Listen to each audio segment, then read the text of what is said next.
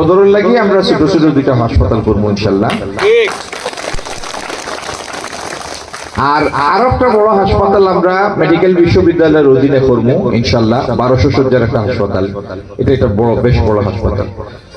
সব রাজনৈতিক দল একমত হইছে আর যত জাতীয় সংসদ নির্বাচন হইব কোনটা কোনো দলীয় সরকারের অধীনে হইতে নাই, ওই তত্ত্বাবধায়ক নিরপেক্ষ তত্ত্বাবধায়ক সরকারের অধীনে।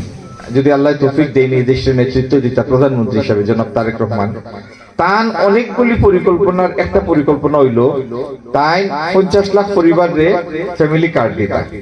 কম আয়ের পরিবার কিন্তু একটা আর্থিক ভিত্তি তৈরি হইব না, এটা হইব আপনার আগামী দিনের লক্ষ্য।